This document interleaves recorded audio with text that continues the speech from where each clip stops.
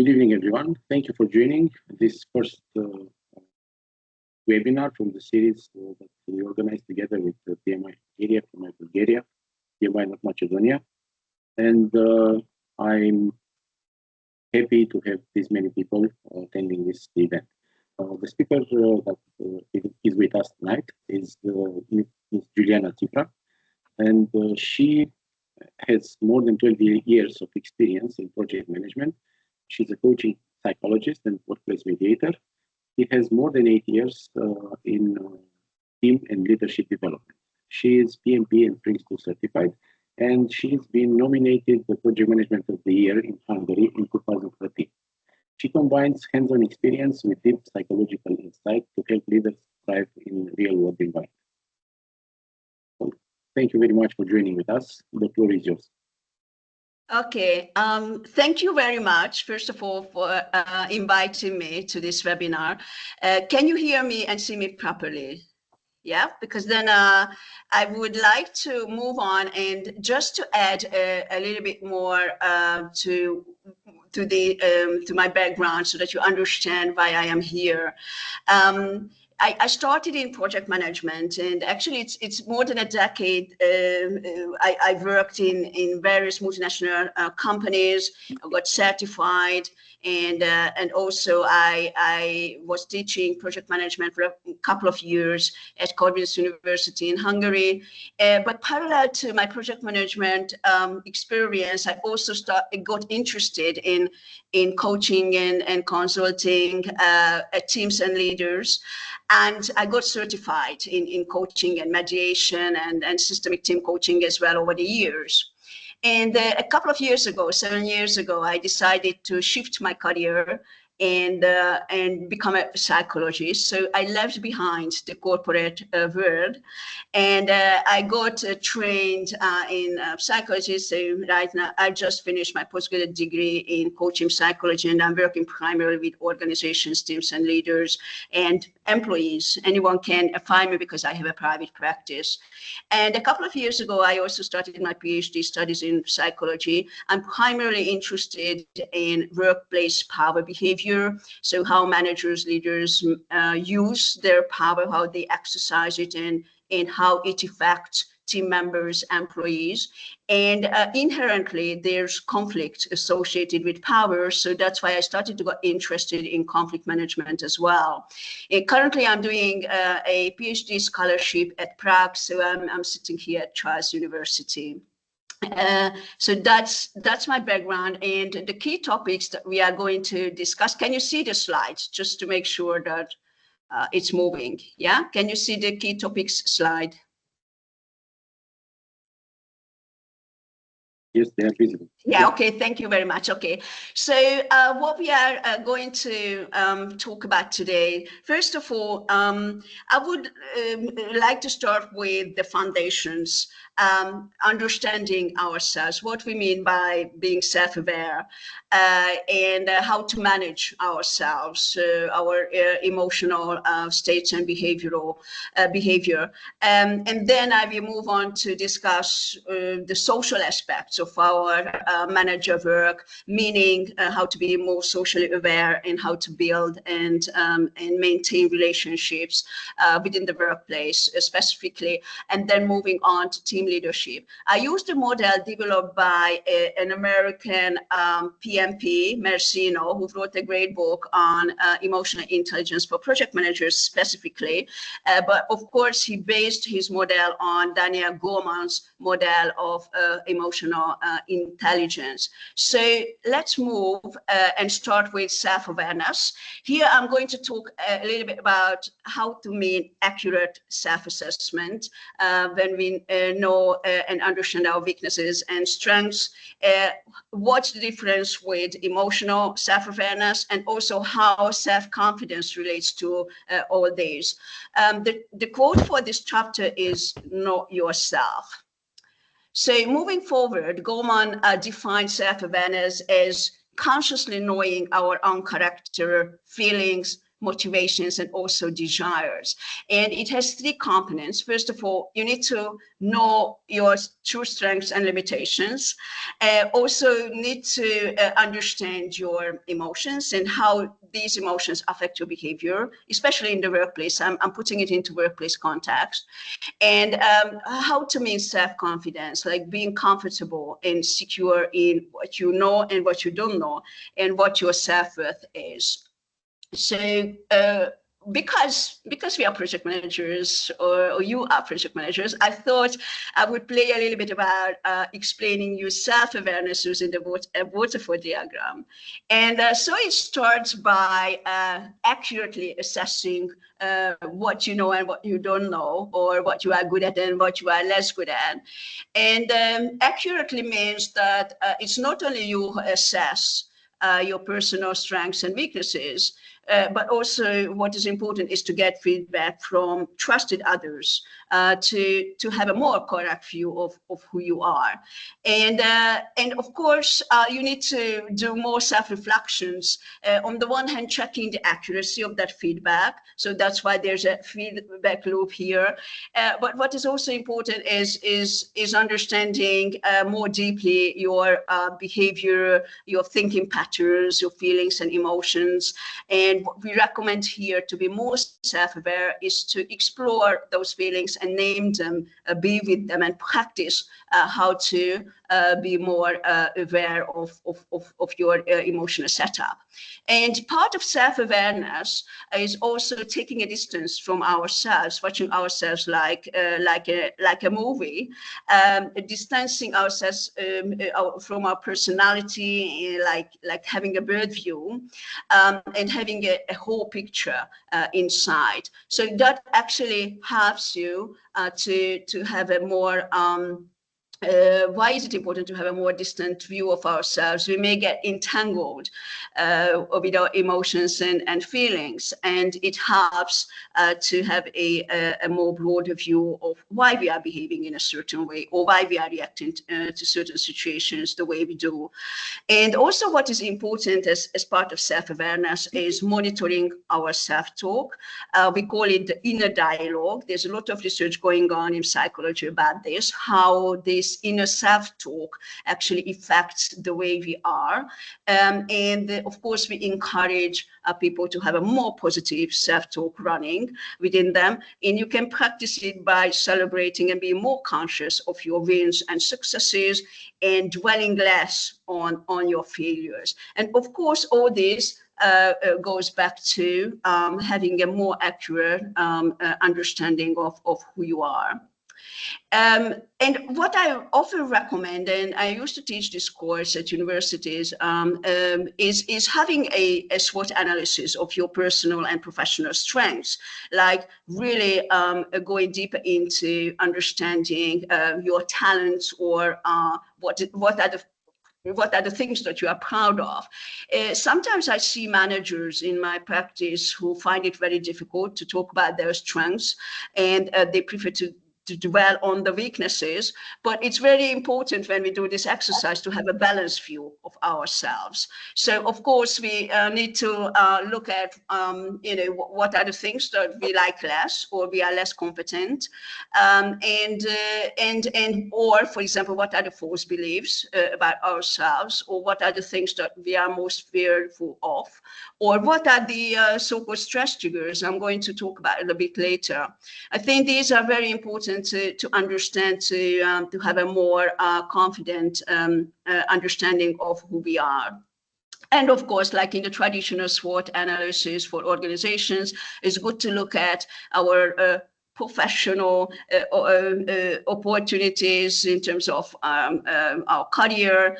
And although I won't encourage anyone here, to think about the external opportunities outside of the company, but I think being conscious in our career, it's very important to track how we are on the job market, or how we can actually improve our skills, and where we can get the support and mentorship.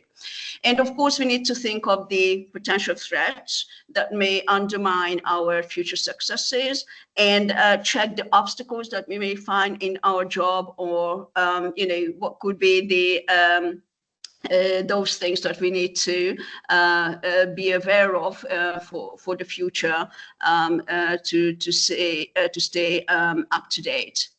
And there's another more psychological aspect of ourselves. Probably many of you already know this so-called Johari window, which was developed by two American psychologists to help have a better understanding how many aspects of ourself exist. It shows it in two dimensions. On the one hand, what are the things that you know about yourself, and is also known and visible and recognized by others, and what are the things that are less known by you or by others.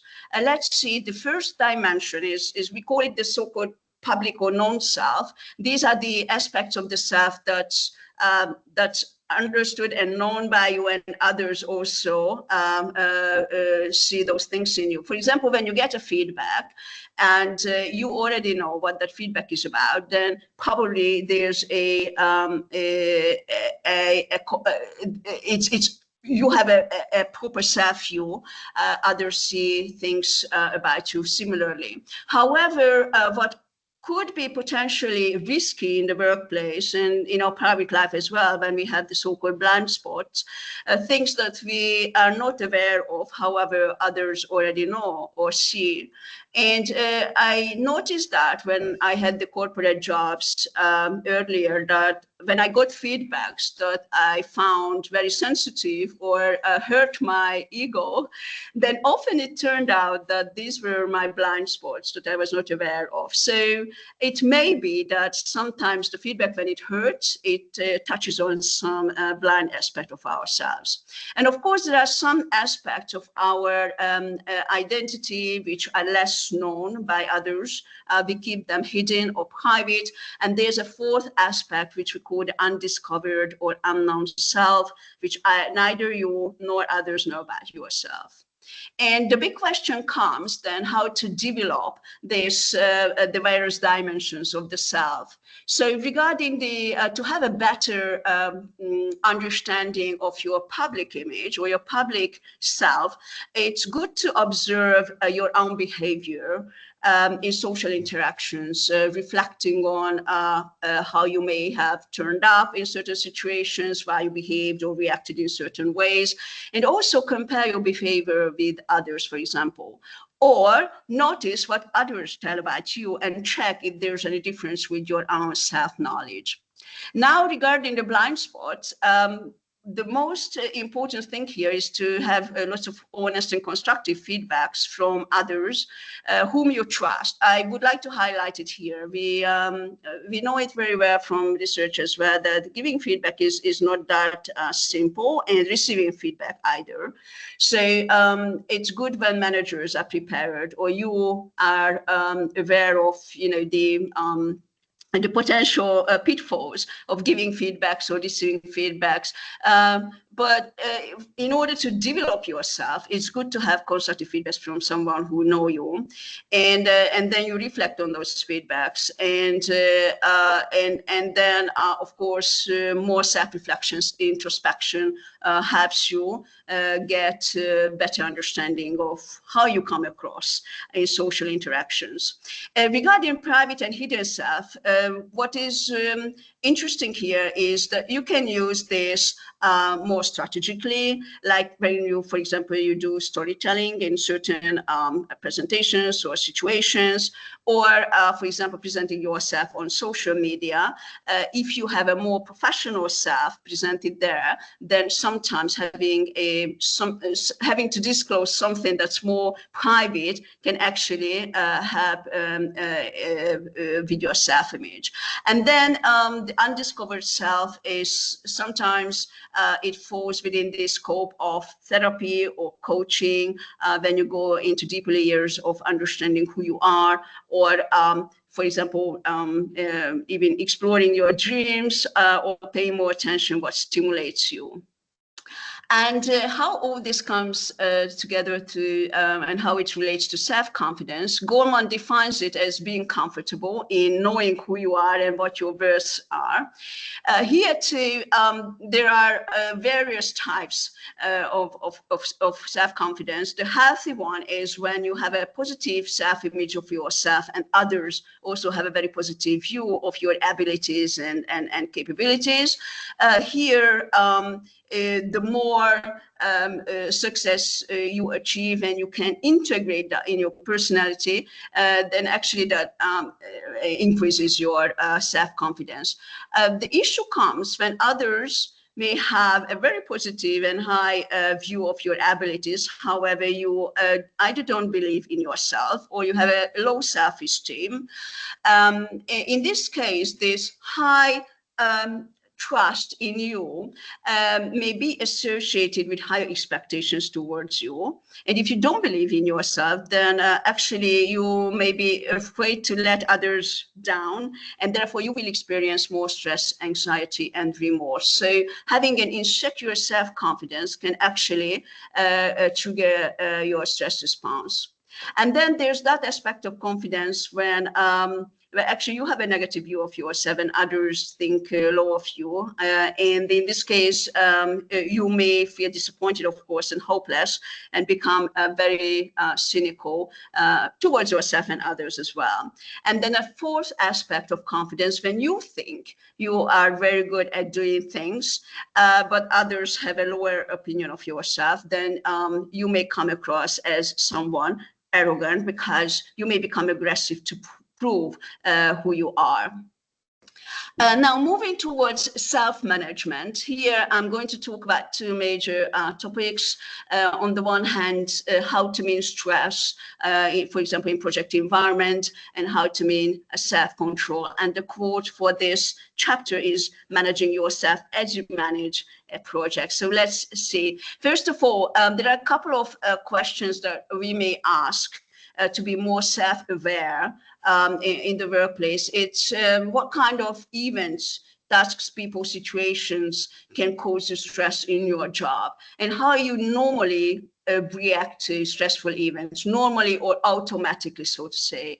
And then another question concerns how you manage or how you cope with stress related to your tasks and jobs and roles, and how this, the effects of stress, how it affects your body and your mind and the people around you when you are stressful.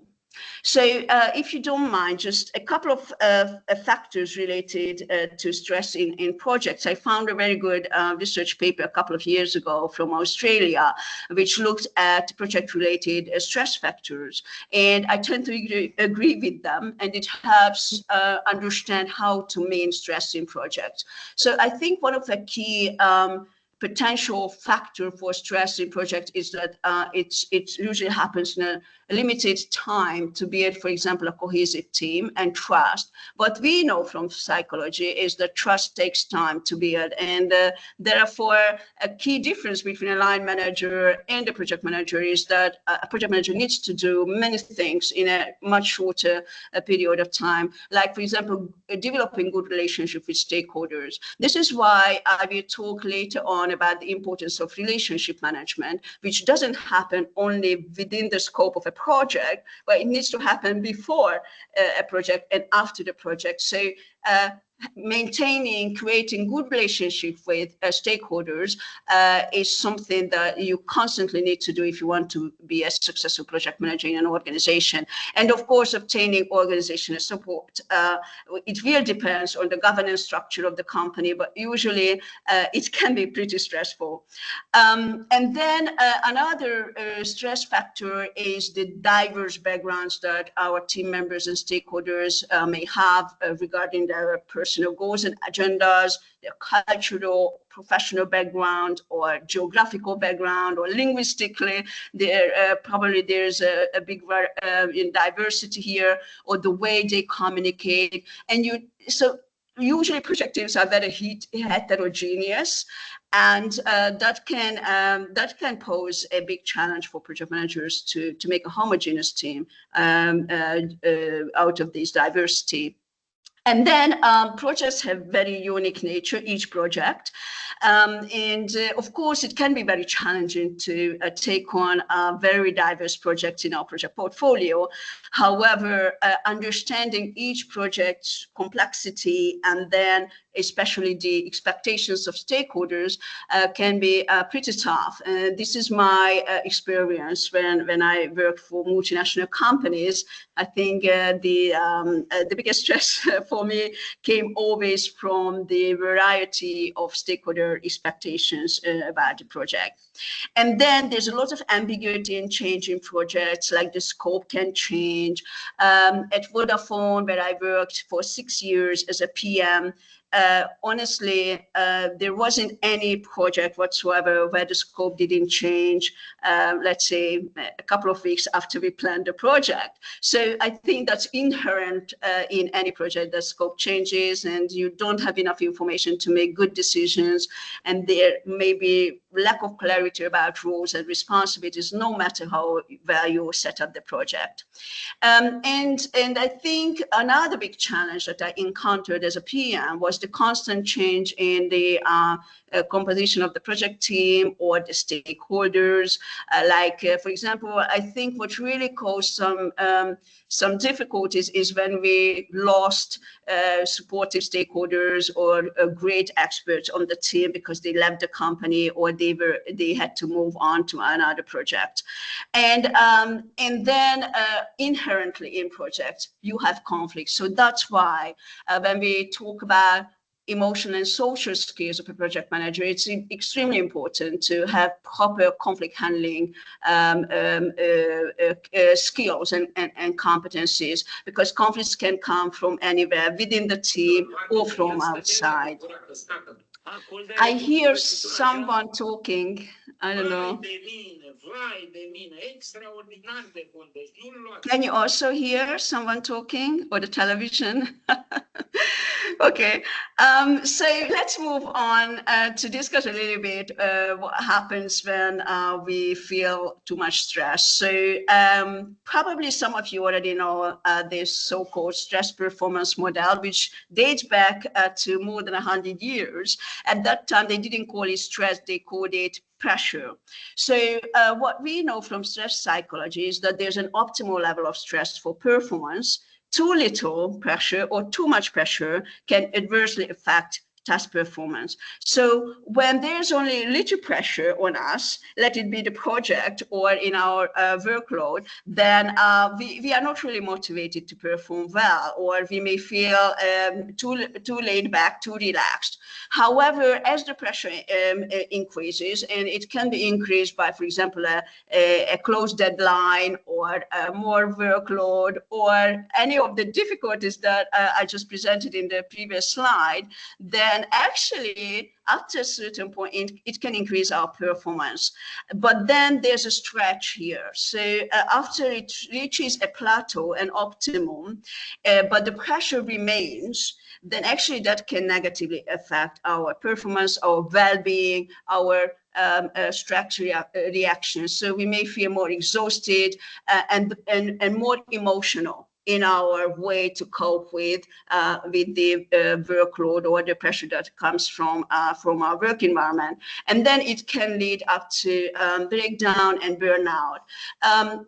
Often in everyday language, we mention burnout very often for any sort of things, but actually more in psychological terms, we talk about burnout when you are under chronic stress for at least 6 months or even more, and you don't get recharged enough to stay on an optimal level. So this is like one aspect of looking at how stress and performance is related. And then what we also know is that stress is something subjective.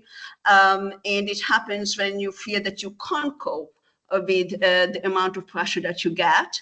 However, when you perceive it as a challenge that you are capable to cope with, then actually it can provide a potential for growth. So there's another model that we often use, and I wish I knew about this at the time when I was working as a PM. I could have avoided my burnout, by the way. So in one company, it's actually led to a very serious burnout I experienced due to the high challenges in the project I experienced. But actually, there's a subjective factor in evaluating a given situation or event as something threatening or non-threatening. If we perceive it as a non-threat, then there's no stress. However, if we perceive something as very challenging, or something like a risk that's happening right now or in the future, then there's another stage where we can check whether we can cope with that given situation or event or not. And oftentimes it happens subconsciously. So either you pause and then you check how you evaluate the situation, or it happens automatically. And the way the outcome will be either something experienced as a negative stress, as something that we call stressful, or you think that you can cope with it, and that's considered as a positive stress. So that's why we often say that if you consider a task a challenge or a project more as a challenge, then that can actually give you some positive pressure to bring the best out of you, to perform on an optimal level. So even when you talk as a project manager with your team members, how they experience certain event situations in the project that's happening, then try to check whether they still regard it more as a challenge than a stressful negative event, and you can coach them accordingly. There's another aspect of stress which relates more to the task and your competency level or skill level. And this says, according to Csikszentmihalyi, who was a Hungarian psychologist inventing the flow, you need to have an optimal level of challenge in your task and projects, which matches your skill level to experience flow rather than stress in your work. As you can see on this model, if you feel or you sense or you think that you are not competent enough, or the goal is unattainable, then you may feel more anxiety and stress. Your stress arousal, your stress level may increase. So the conditions to be in flow in your activities is to have clear and attainable goals, which are challenging at the same time. And there needs to be a balance between the skills required and the challenge level of the task. And once you have it, you actually, when you can feel more success, your skills can improve, and you may be able to take on more challenges. So that's why it's important that these goals are attainable, and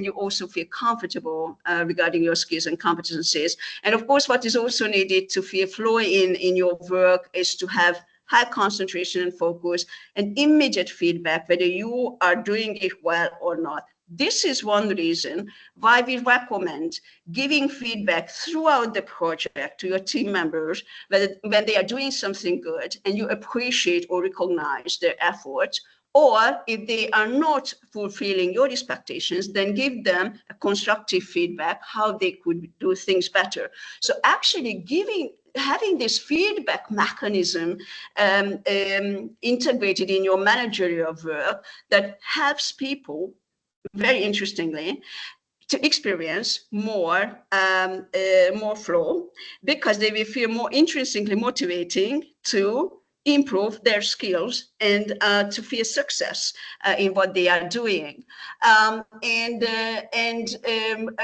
also in this state you feel more in control of what you are doing, and you may also experience a distorted sense of time when it slows down or flies by, but definitely it will help you enjoy more what you are doing.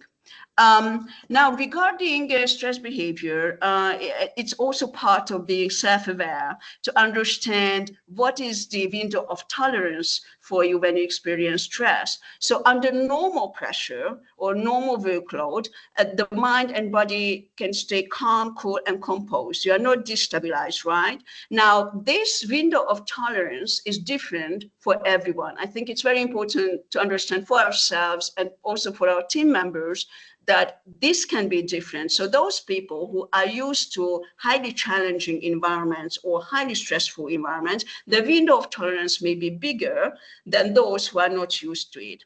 Now, what happens when it actually goes over a certain tolerance level? It's either the sympathetic nervous system that gets activated or the parasympathetic. If it's the sympathetic nervous system, it either triggers the fight or flight mode. I think everyone knows that because it's a very well-known theory about stress behavior. What is very important, however, is understanding how to meet the fight response. So if you find yourself irritable or aggressive or more critical under certain stressful situations, or seeking power to control the situation, or even bullying others, then probably you are more in a fight mode. Now, the flight one is when you are actually doing the opposite. You run away from the real or perceived danger. You avoid interactions, or even getting yourself busy in your work or overworking, for example. That's a typical response to stress, or having an increased anxiety or panic. So that's the reason why you need to run away. And the other aspect is when actually people may be different. And I think for me, this was a big revelation when I finally understood it. And I also understood how I behaved as a project manager under highly complex situations. Because for me, it was fighting. It was a combination of fighting and freezing. So when it's the parasympathetic nervous system that gets activated, then you may freeze down, and your behavioral response is to be left alone, or you may actually just you get stuck, you're unable to speak, or you may feel ashamed, and so you actually reduce. Your nervous system tries to cope with the situation by basically calming down and freezing the entire system. Now, another way, which I found very fascinating when I learned about it, is the so-called phoning coping, when you befriend your enemy. This is the typical Stockholm syndrome behavior. Here you want to please other people. You may become over-apologizing. You are neglecting your own needs. You become too submissive. And in this case, you don't want to be left alone. You want to be surrounded by others. So the key takeaway from this is that people may have completely different reactions and behavior under stressful situations. And you need to understand your own behavior. And also, if you want to have a good self-aware team, then it's good to understand how people may react to certain events and situations, so that you have a better understanding of their behavior. Now, if this stress mode, the stress behavior is too often triggered, get activated in either way, then and it goes on for several months or years, then actually that's when we talk about chronic stress. And there are some typical symptoms that may appear like physical symptoms, anything from fatigue to skin irritations, or chronic illnesses or digestive issues, or emotional affective symptoms like being more irritable, moody, or even leading up to depression, or you may start losing confidence. I found it very interesting because I experienced this. But at that time, I didn't know I was experiencing chronic stress, or being more alienated to yourself or to your environment. Another aspect is the mental cognitive symptoms. When you start to lose, you are less better in concentrating, or you worry too much, or you have lots of rumination, racing thoughts, or you may become actually, you may commit more errors, or make bad judgment. And then behavioral symptoms is related to sleeping, or disorders, or you can have substance abuse, or your intimate life, your relationships may get damaged gradually. Now, the message here is that the more symptoms you discover about any of these that's here, then most probably you start to get chronic stress-related health issues. And then once you understand your automatic stress behavior, or you see and realize whether you have any stress-related symptoms, then the big question comes, okay, so how to avoid getting so much damage related to stress in your life, and how to cope with the extra demand. Usually when in the coping stress-related domain in psychology, we talk about 3 types of coping strategies. The problem-focused is the one that we often say is most preferred in workplaces. Here, you try to manage stress by actively solving the issue, setting goals or planning, or managing time. It's very good because it gives you a sense of controlling the situations, or saying no, setting boundaries, or negotiating with others, sitting down, having constructive conflict resolution. And these are the things that you as a project manager can refer to when too much is happening in the project. Or you can use confrontation, or if you want to release the accumulated stress, then working from home actually can help, can be used in a more strategic way. And then another set of coping strategies are more emotion focused. Here we are talking about releasing stress, either in social contacts, reaching out to others, or doing some kind of journaling, or some kind of exercises that can actually relax your nervous system, including physical activity and sport. Of course, we know that you can overdo any of these. And once that happens, then we may call it as a dysfunctional coping strategy. So if you overdo sport or physical activity, and that can actually put too much pressure and demand on your body as well. Now, a third category of coping with stress is when you complain and vent without any planning, or without any conscious changes to the situation, or when you are in denial and resistant to a situation, or you are too obsessed with your negative inner thinking, or blaming yourself, being too self-critical. And perfectionism, workaholism, is also a dysfunctional way of coping with workplace-related stress. Now, here on this colorful slide, you see my preferred strategies for managing stress, like practicing on a daily basis, mindfulness or breathing exercises. Breathing, I think, is the best one because it really affects your brain. And it calms you down. And also I use other things as well, like digital mood checking with an application. And what I noticed the moment I am in a very chronic, stressful period, I notice that I am stressed when I start cooking, when I turn to cooking. That's I discovered when working for Vodafone, which was a very, very highly challenging work environment for me. And when I got home, the first thing I did closing my door, my kitchen door, and starting something to do with cooking, because it grounded me. It really helped me to release the accumulated stress from me. So these are just some of the ways that you can release stress. And why is it important? Of course, it's important to manage stress well in projects.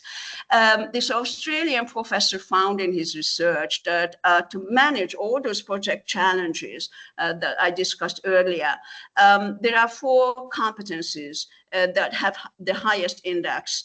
It's understanding what's going on around you, so have social and organizational awareness, the trustworthiness of your project managerial work, building good collaborative teams, and managing your emotions, your self-control helps cope with these challenges. So when we talk about controlling yourself, it's basically, according to Goleman, is your ability to keep your destructive emotions and impulses in control, to maintain your effectiveness in a hostile under hostile conditions.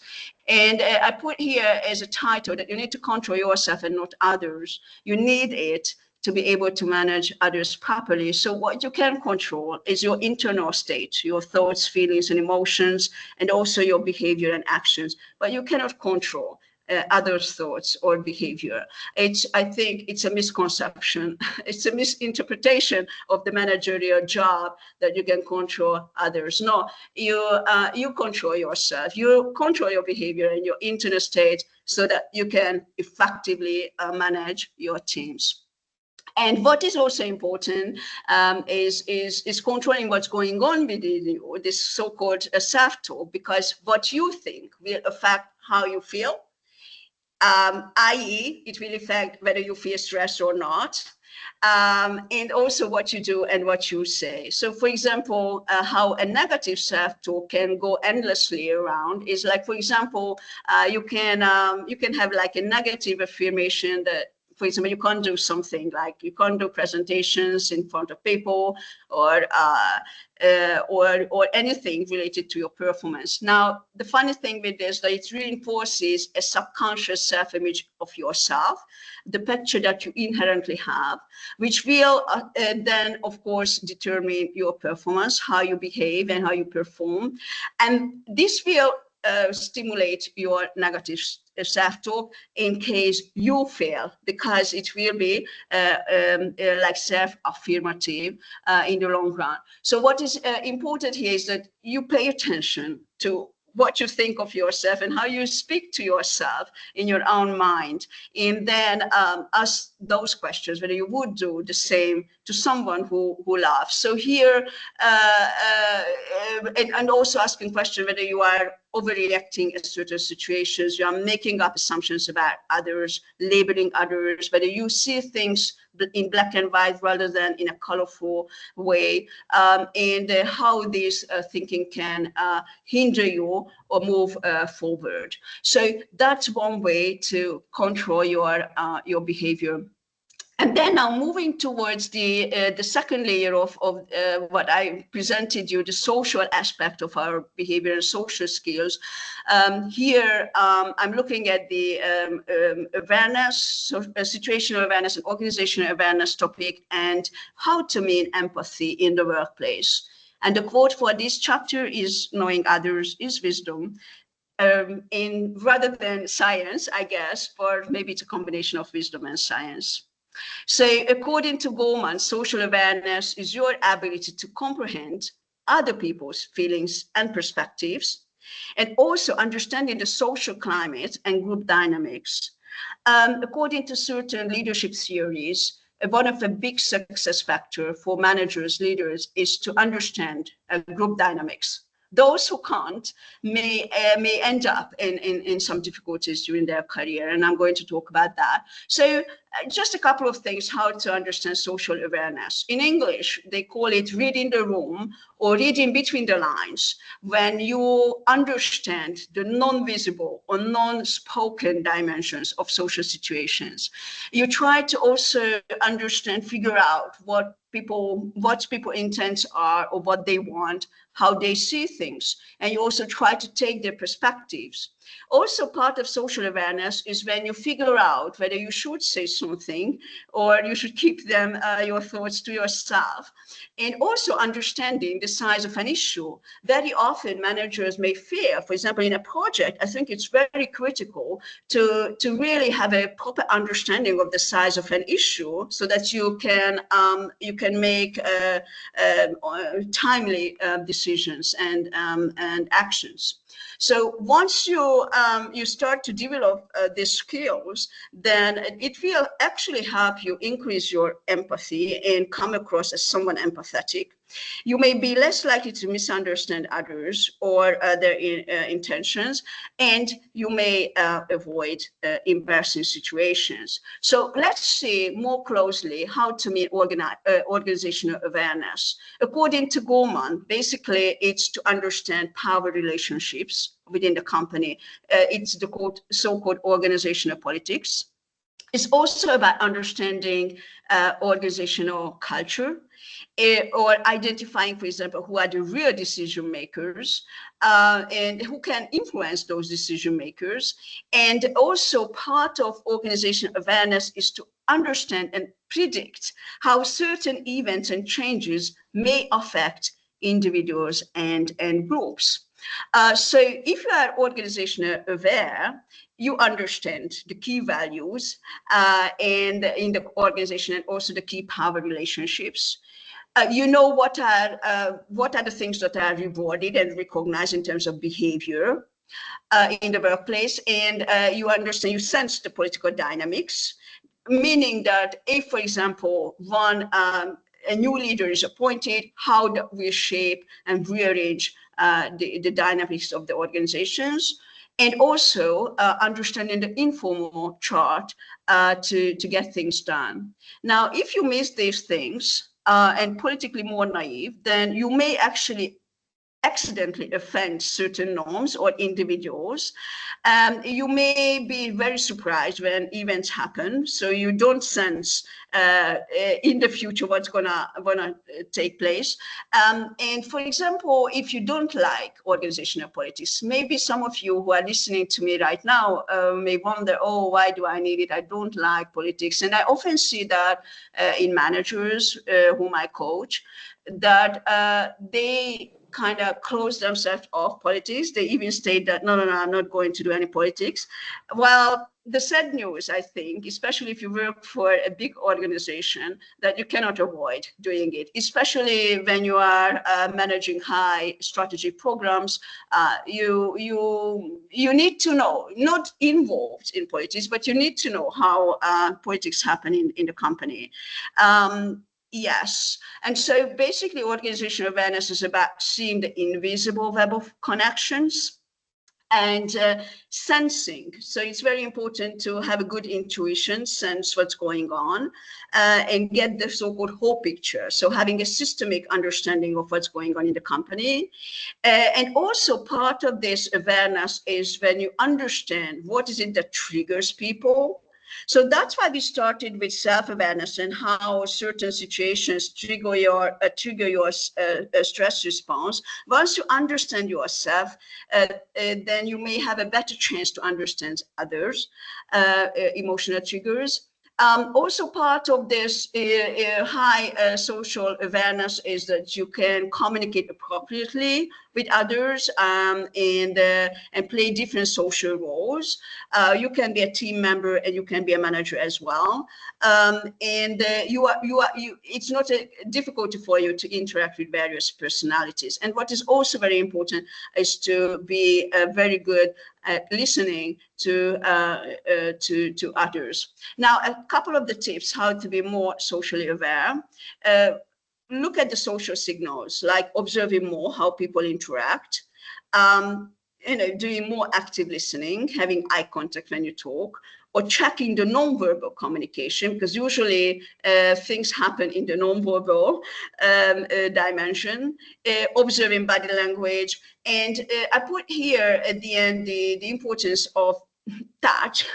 Well, you need to do it sparingly, of course, in the workplace, but we also know it from research that a slight physical touch in the social interactions actually help people to bond more and to induce positive emotions towards you. Also very important to have a positive perspective on people and on events, being non-judgmental and assuming the best intent in others, and of course also recognizing their values in a positive manner. What is important when we are in a social context, working in a social environment, is to understand the basic emotional needs of people, is to feel respected, to feel recognized and affirmed in what they are doing well.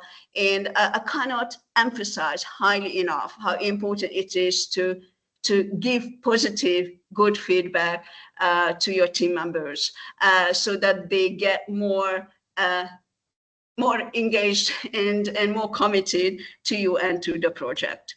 And of course, what is also important to understand the social games that people play.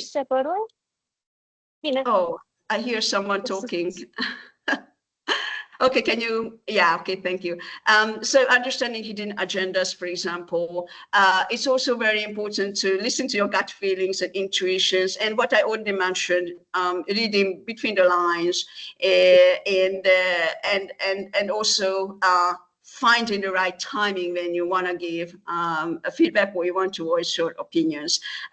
You need to be tactical. I think even though we are talking about authentic leadership, which means that you need to be authentic in your behavior and in your values, but still, I believe, and that's my experience working with organizations for 25 years, is that it's a field for social games that we play. And if you don't want to play those games, it's your option, but maybe your success in reaching your goals will be less, actually. Now, another aspect of social skills is empathy. So how to understand empathy, according to Goleman, is your ability to recognize others' emotions, as I already mentioned, and their perspectives. And we usually talk about three types of empathy. I think in the workplace, it's more the cognitive and sometimes the emotional empathy that are at play. So cognitive empathy is when you take the perspective, you try to understand on an intellectual level what the other person is going through or what's happening. Emotional empathy is more the feeling part. So you actually not just take the perspective intellectually, but also physically feel what someone else is feeling. And then the compassionate empathy is when you act upon that feeling. So, for example, you see a homeless person, then you give money because it induces empathy in you, and you act on that empathy as well. Or when you support your colleague or your team members more actively when they are going through a challenging period in their private life, for example.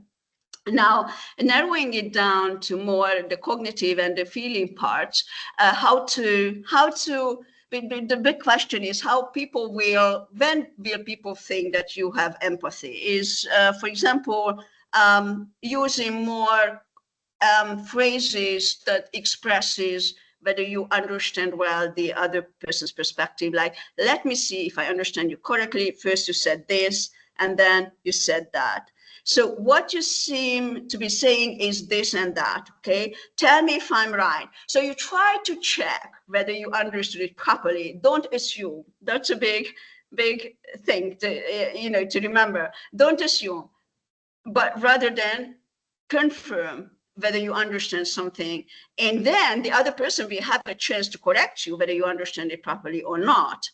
Now, similarly, when you want to increase this kind of understanding each other experience, then you may add the feeling part in the conversation. Like, for example, given what you just said, I can imagine that you might be feeling bad, sad, disappointed, etc., etc.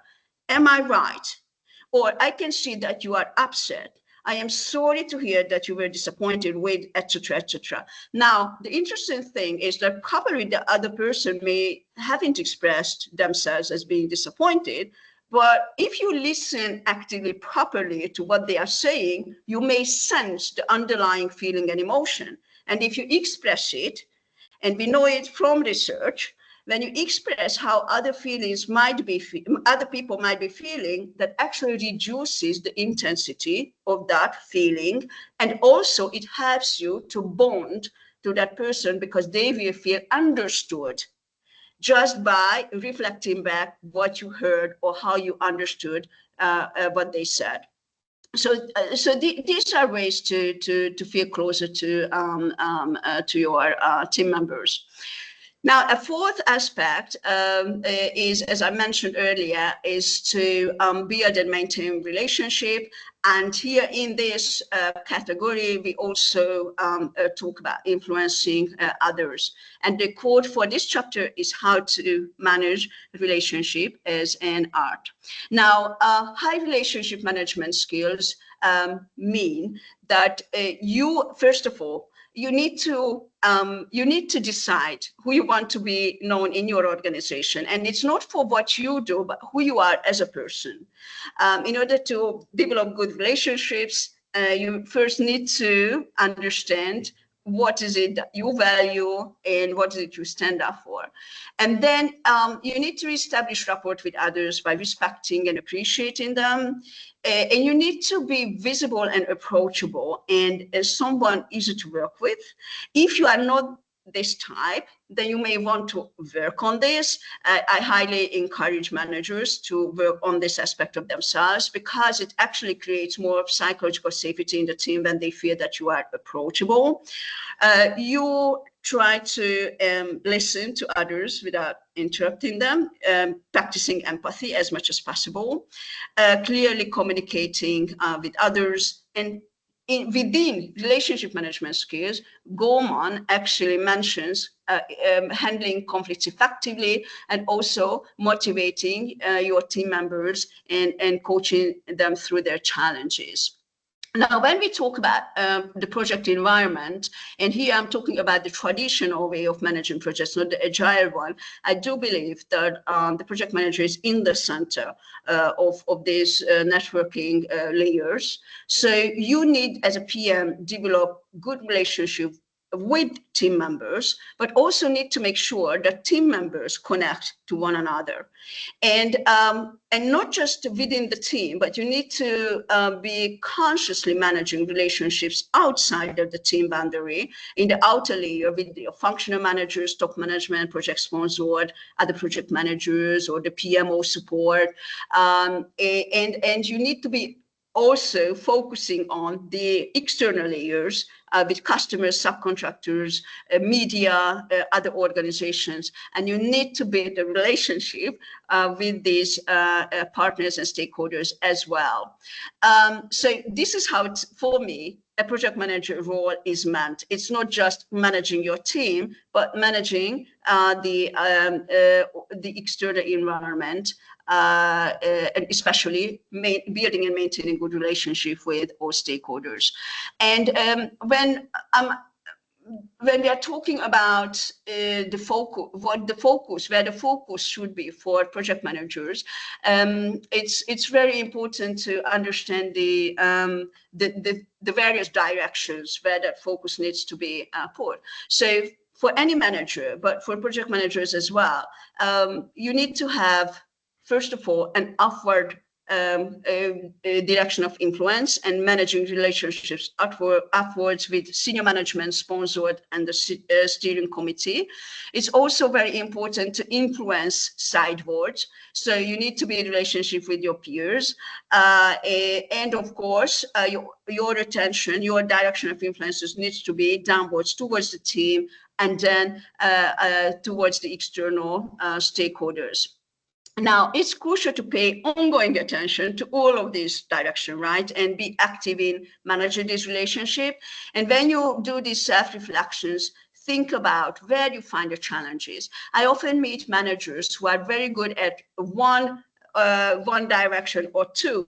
Like, for example, there are those who are very good at managing their team downwards, but they are not good at building collaboration with their peers sidewards, or communicating upwards. And there are some managers who are extremely good communicating upwards and building relationships with the senior management, but they are not good at how they treat their team members. And now regarding influencing styles, I really found this model interesting. It distinguishes between having a more authoritative, i.e. didactic or rational way of influencing, and a more facilitative, meaning collaborative or inspirational way of influencing your various stakeholders. So when you use this more directive, authoritative, you are more commanding. You may come across more as a speedy, but very clearly presenting your argument. You may come across as more confident, actually. And there are situations when it's required. For example, when you have new or unexperienced staff, or there's some issue with safety, security, and you need to put everything under control. However, here, if you overdo it, you may come across as a bull in a china shop. And that the rational is different in that sense that you may come across more as presenting data, more methodological, more action-oriented, more focused and logical. So there are some stakeholders who need to be influenced with a more rational approach. For example, this influencing style is good when you have a high credibility with others and you have a very good knowledge about a certain topic. You want to get buy-in to an unpopular decision, or you think that you found the best answer and you want the buy-in from others and you argue for that in a rational manner. However, if you overuse it, you may be regarded as a tough guy. And then the more facilitative, collaborative style of influencing is when you are more consultative, involving people, you are more empathetic, you are more appreciative of their efforts, more understanding. And you can see that it fits well into the empathy part of things that we just discussed, being emotionally sensitive and intelligent. However, with certain stakeholders, this is not the style that will pay off. So, for example, here you can use this style when you require more commitment from others, or there's no one clear answer to an issue and you want more innovative ideas. However, if you use it too much, you are too collaborative, then you may come across as wishy-washy. And then the fourth one is the inspirational. There's place for that as well. When you need to engage more emotionally, you come across as more energetic and visionary, or more passionate.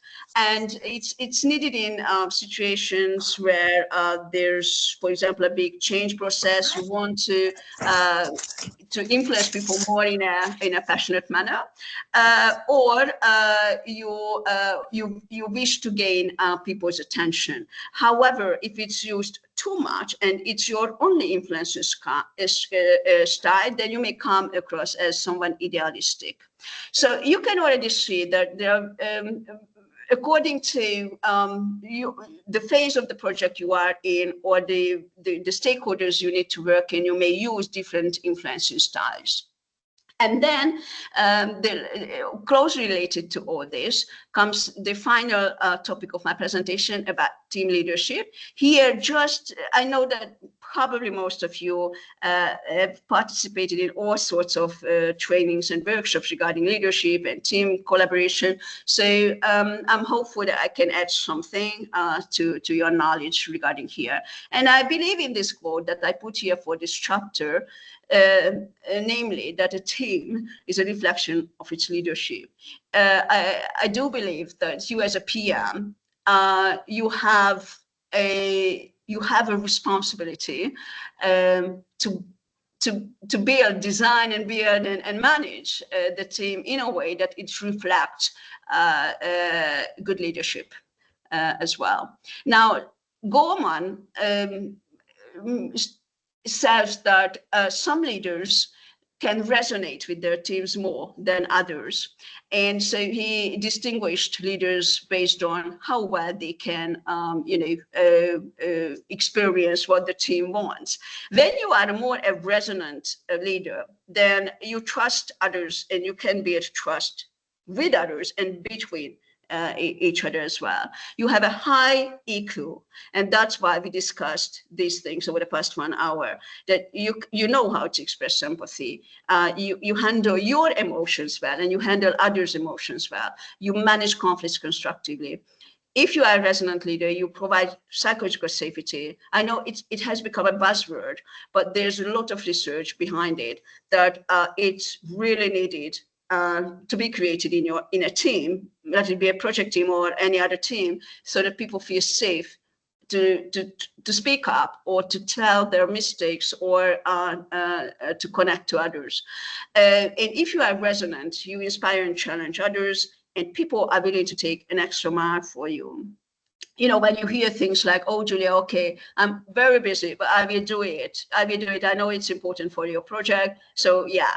So when people start to do that, then chances are high that you might resonate with them. Now, if you are more dissonant, it's partly because you don't trust others. You become more controlling, micromanaging. And what I find interesting in this model is highlighting the fact that when you destabilize your team emotionally, because you don't have the sense of or the awareness of what's going on within the team and how your behavior affects the team, or there are too many hidden and destructive conflicts, then that shows that you're not doing something well. And also creating fear in team members because they don't feel safe, to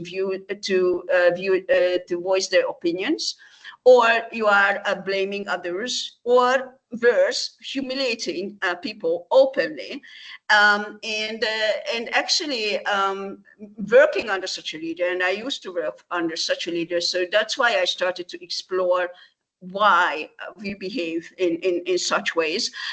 It can actually create a very high stress in people, and it can, of course, trigger high fluctuation, and people start to escape from you. Now, probably some of you know the Gorman model of leadership. I put this together, this slide, to demonstrate that the various leadership has a place depending on the project phase or situation, or depending on the other person. But the various leadership styles, according to Gorman, have a different effect on the well-being and the climate. So according to him, it's the visionary that's the most positive for the team climate. However, it may not motivate people who are more experienced. It's not enough because they want a more pace-setting, more performance-oriented manager. However, according to Gorman, the visionary coaching and affiliative, more relationship-oriented leadership is what is good for the emotional well-being of the team. But there are some drawbacks, as you can see on the slide. For example, being democratic won't pay off all the time because it may slow down decision-making processes. At the same time, pace setting, which means that your emphasis is on task and performance, high performance, it can drive results. However, it can burn out team members very quickly. And he thinks that commanding style is the less preferred in terms of psychosocial well-being. However, in crisis situations, that's what is mostly recommended to pull back the control over a situation. The Hersey and Blanchard leadership style is probably also very well known. I found a reference in an article about how it's aligned to the Tuckman stages of team forming. Of course, there are more modern model for team formings, but I use this because this is what PMI is still promoting. So according to the various stages, you have various group dynamics. And as I mentioned earlier in my presentation, it's partly one of the success factors of managing well a team is to understand what's the dynamics between group members. And here we can see that in pre-stage and forming stages, the team members are not yet connected to one another. I'm talking about the traditional project teams where people are more heterogeneous regarding their background. Here, what is recommended is a more directive style, because you as the PM, you have the most knowledge on the project. And so it necessitates to take more direction, whereas moving towards the so-called storming or conflictual phase, here is the coaching style is recommended, because you need to provide more support to team members, and you need to coach them through the conflicts, for example. Whereas in the norming phase, if the project team has reached the norming, then here it's the more democratic participating leadership style is needed when you step back a little bit and enable the team to take ownership. And then the performing, which would be the ideal for any project team. Here you can delegate certain decisions, you can empower team members, and yeah, delegate as much as possible. And your focus should be on developing team members to achieve their own personal and professional goals as well. And the adjourning phase is more like a detached leadership style is needed. Here, a key focus is, as we know, engaging team members to draw conclusion about the project and also release gradually the resources. So just a word on collaboration, because here it shows on this slide that collaboration happens primarily in the performing stage, as you can see. So even without you as a project manager, team members can collaborate with one another. Now, what I learned from research about collaboration, that it's a tough job to achieve it. This is what's required in modern workplaces, and this is one of the top requirements towards you as a project manager to form a collaborative team, but it's not that easy. And it requires all those competencies that I've discussed over the past 1 hour. And there's an interesting research from Kellogg School of Management, which measured that actually to get 10 minutes of collaboration, it requires 12 minutes of investment from the team manager, which means that it requires effort to reach collaboration.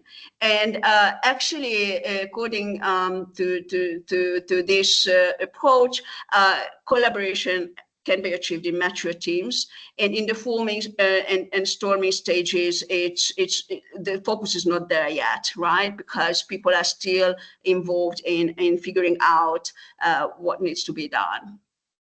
As I said, part of leadership is knowing how to develop and coaching your team members. And here, just one slide about the importance of how to do good feedback. So it needs to be timely, usually straight after you observe something, and not just negative, positive as well. So thanking and appreciating other people, your team members' efforts, and giving them feedback, being very specific about the behavior or the given task, and also the implications. So when you explain why that behavior, like delaying or missing a deadline or misbehaving, how it affects the team, that actually can have understanding. And what I highlighted in red, it's extremely important as well. You probably all know, but just to highlight that we appreciate others' efforts and praise them, if possible, publicly, and discuss sensitive issues in private so that they can save face. I don't believe in giving direct feedback in social in contexts, like in front of the team members, because it can be very humiliating and damaging, and it can take time to repair losing your face. And just at the end, 1 or 2 slides on conflict management. You probably know this model from Thomas Kilmann, which puts into 2 dimensions what kind of conflict strategy you may choose in the various situations. It depends on whether you want to assert yourself in a conflict situation, or you have more concern over others. So in this case, you either avoid the conflict, or you are more submissive and you accommodate to the other person, or actually you are more competing, confrontational, and you maximizing your own interest, or more cooperative, collaborative problem solving when you take into account what you want and what the other person wants. And then the compromising aspect is when you lower your own goals and expectations, and the other person also makes compromises. And a conflict management style will depend what you choose, how important a relationship is. And I believe in the workplace, relationships are extremely important. So that's why you need to choose strategically which style you will use. It will depend on the project stage as well, or the time available, and whether you are aiming for a short-term or long-term outcome. But if you are an effective project manager, you use all these styles strategically. So how to use this strategically? For example, you can sometimes avoid certain situations and conflict because you know you can't win, or the stakes are too low, or they are high, but you know that you are not ready to win the game. You want to gain time, or you want to preserve your reputation, or you believe that the problem will go away by itself. And sometimes this is what happened in the corporate world where I worked. You can use accommodation, being submissive to the other person, to the other party, in certain times when you know that you will lose, or you want to maintain harmony, peace, and you want to gain time. Now, being more assertive or forceful in a conflict situation, winning the game can happen when you are sure that you are right, but there's also a trust with the other party, or there's an emergency situations, or you want to demonstrate your power. Now, collaboration, and this is what I wanted to highlight earlier as well, it takes time to build and to figure out what could be good, a win-win for everyone. Here also very important that you have mutual trust, respect, and confidence in one another.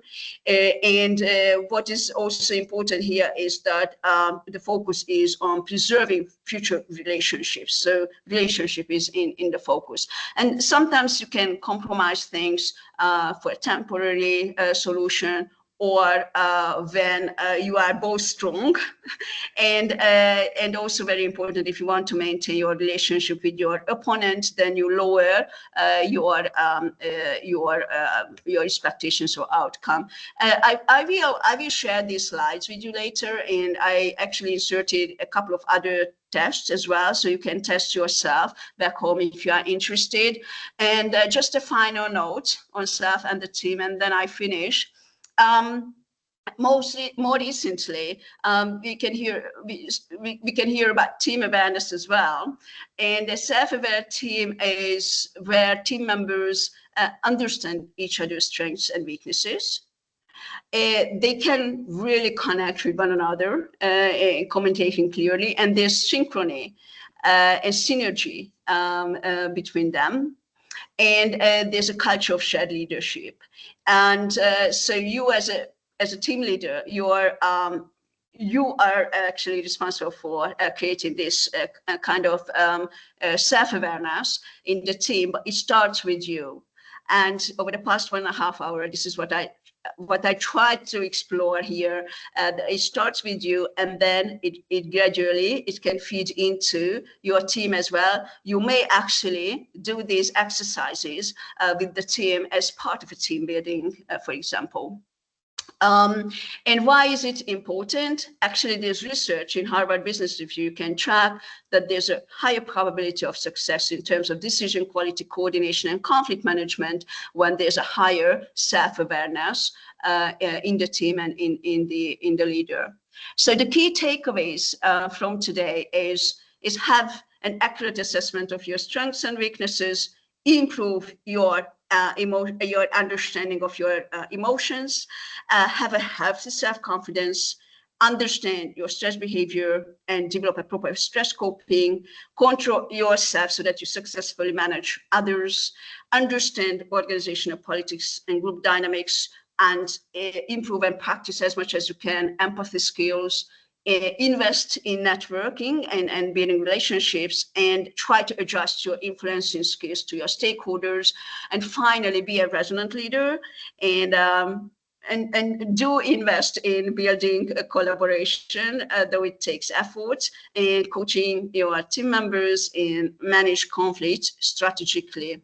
So these are the key references that I used for this presentation, and thank you very much for your attention.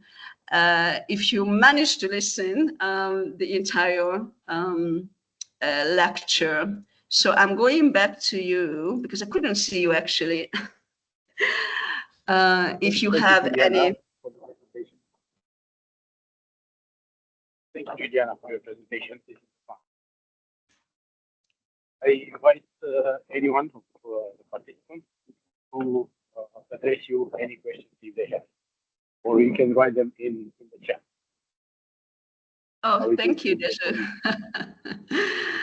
I would be interested even in your feedbacks, like was there anything new, or you already knew these things more or less, or how you found, it's important for me to get your feedback. So please practice giving feedback now with me. Thank you for this information. Okay.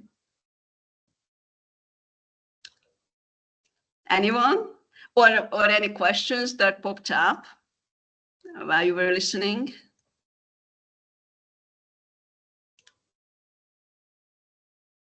I would be really curious to know.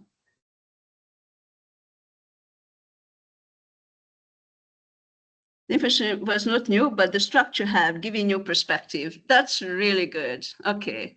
That was one of the goals. To give structuring well or structuring differently the information so that you have a different understanding perhaps of certain things. Any other feedback? Can you recommend any leadership books that could help us improve our leadership skills as your presentation indicated? Leadership books. I think you will see in the reference list that I share with you. I think anything written by Daniel Goleman is pretty good, primarily because it's very understandable. It's not loaded with very technical terms, so it gives you a very good idea of why these skills are important that I presented. And also this book of Marcino on emotional intelligence, I think that's a pretty comprehensive one. I believe actually that it's not through books that you will learn leadership, but through practice and through lots of self-reflection and doing those exercises that I presented here to you. It's not something new and unknown, but it's always good to hear and remind ourselves how to handle different situations. Thank you very much, Alexandra.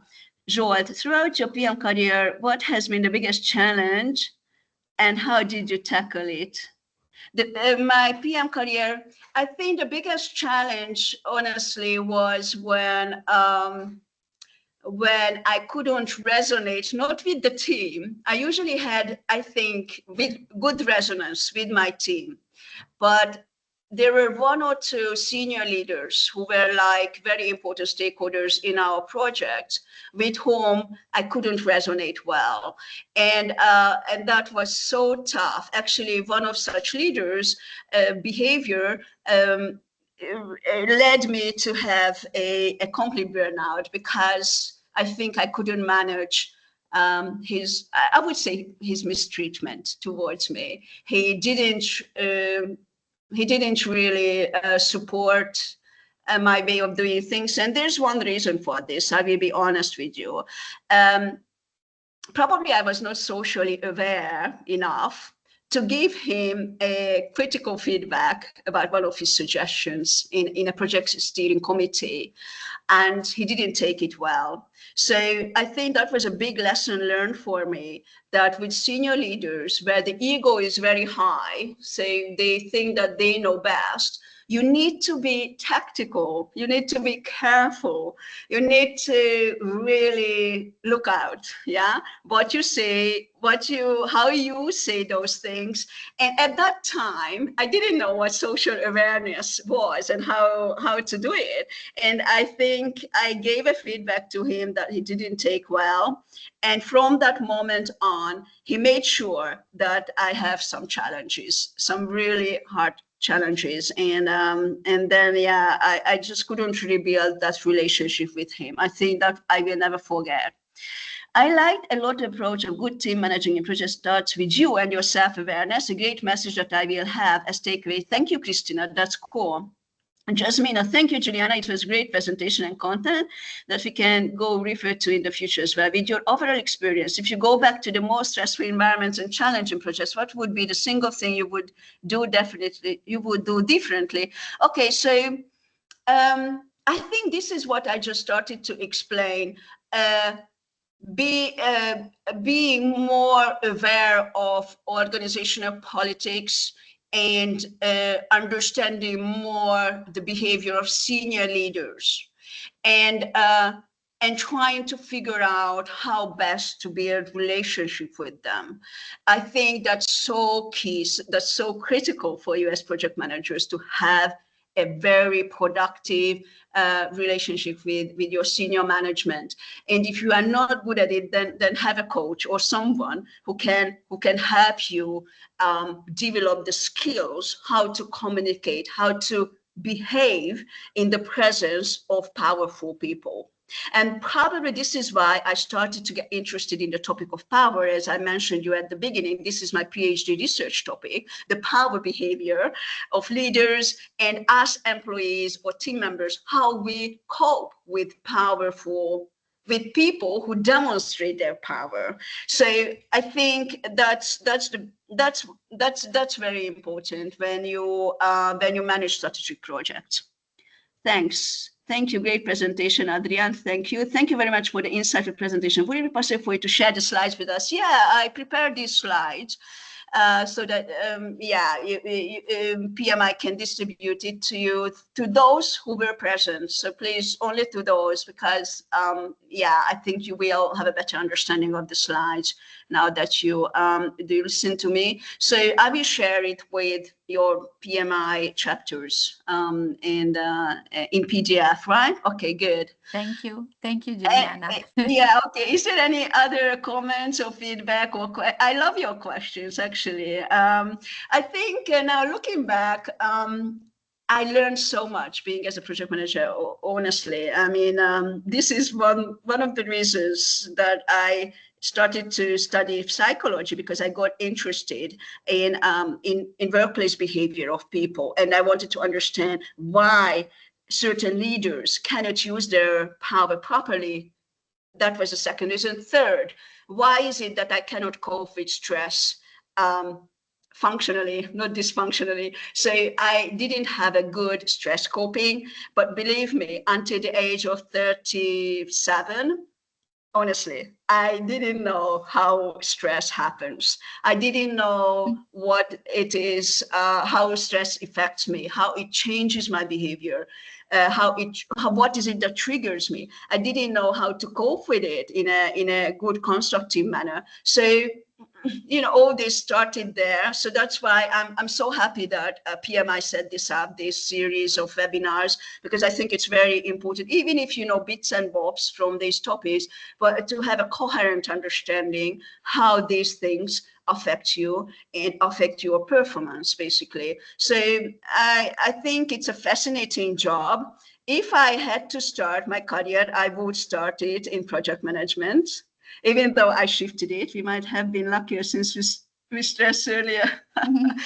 I would start it there because I learned so many skills and I learned so much about myself that I wouldn't have learned as a line manager. I think being a project manager is more challenging. That's why I never was interested in being a line manager, though it was offered to me. But I thought that was boring compared to project management. So when you have a group of people you need to manage as a line manager who are reporting to you, so what's the challenge in that? I mean, they will probably do the things because you are their line manager, right? But as a project manager, you don't have people reporting to you in the classical traditional way, right? So you need completely different skills to motivate people and to bring the best out of them. And I think I loved that challenge. Yeah, to really, I found it fascinating that I get completely new teams in a new project, and I had to merge them into a collaborative team. I think that was a very, I found it inspirational, to be honest. I didn't find it as a negative stress, but something that really, drove me. It brought the best out of me. I was so happy when I saw that people can collaborate between themselves, even without my need. So yeah, thank you. It was really a very interesting presentation. The subject is so touching, at least for me. Oh, I would love to know, Carmen, why is it touching for you? That's interesting. Why is it touching? So maybe there were some parts that were touching. I'm happy to hear that. I think, yeah, thank you, Julianna. Awesome presentation. It's great that all I have been practicing and been aware of, it's confirmed by someone like you. I am a psychologist. Oh, Emilia, that's cool. And I have been managing projects, people teams for 10 years so far. It's good combo of skills. That's good. Okay. I didn't know I could expect a psychologist turned project manager here. That's really great. I think probably this is what I would do also, just what you are mentioning here, that you became a psychologist, then you started to do project management. And fortunately, I had some students at the university. I teach psychology as well in various universities. And sometimes when I tell them that I had this past in project management, I have actually some students who come up to me and say, oh, they would love to do something more, like challenging rather than being a practitioner psychologist. So actually, some students went and learned project management at Corvinus University of Economics. So yeah, I think it's a good combination because you probably understand better team and group dynamics, right? And have a better understanding of people's behavior. I think this is extremely important in the workplace. Thank you for the presentation. Very true with motivating and trying to keep people engaged in project. Okay, good. Excellent. Thank you for participating in the webinar. Thank you, Razwan. Before you leave, please share your feedback. Thank you. Some of these references and thoughts remind me of cognitive behavioral therapy principle. Is there really a connection? Is it more like common sense? Yeah, thank you, Joel, for this comment. So I am, as I mentioned earlier at the beginning, I'm a coaching psychologist, and I use various psychological approaches. And cognitive behavioral therapy is actually one of the closest to coaching, because very often you need to shift the mindset. Yeah, you need to work with the mindset or the value system or the behavioral aspects of your clients. And so, yeah, I can draw a lot on this when applying certain principles to team setting or to the leadership role. And yes, indeed, you are very spot on. So many of these things come from, cognitive behavioral therapy approach, understanding, the mental cognitive aspects of yourself and others. And I would say the social psychology is a different dimension. And I think with the social awareness and relationship management, I drew on more on social psychology aspects, like, how to look at group dynamics and what to do, how to make people collaborate, etc., etc. So I think it's a combination of all sorts of psychological approaches. Okay. Thank you so much. I really loved your questions and your feedbacks. I appreciated it a lot. You just explained early, until 40 years old, I worked in a continuous stress environment, but I used to believe that it's a normal way of life. Okay. Only now I started to understand better what stress is and how it affects our life and performance of work. And yes, the psychological approach became very important. Yeah, exactly. So this is what happened to me exactly until 40. I was 40 years old when I started psychology 8 years ago. And I would highly encourage anyone who is interested in understanding human behavior or social behavior more to start study psychology whenever, because it doesn't depend on your age, right? I think this was one of the best decisions I made at midlife to start learning psychology. And that's why it's so good to do some educational workshops to talk about what I learned mixed with my experiences. So thank you so much. So thank you. And Thank you, yeah. Juliana. Thank you so much. Thank you for your enthusiasm. So it's feeling very good. I'm so happy. Thank you so much. And thank you, all of you, because you were here with us. And we hope that you'll be also in the next days, because tomorrow we have also an interesting topic with with Calvean Petru from PMI Bulgaria about coaching inspired strategies to build stronger teams. So let's hope we'll meet also tomorrow and in the next days. Thank again, Juliana, and thank you so much. I'm so happy. And we are waiting for your feedback. If you, I don't know, maybe have ideas of topics that you would like to have on our webinars. Thank you so much. Thank you, all of you. Okay, and I will share with you the PDF, right?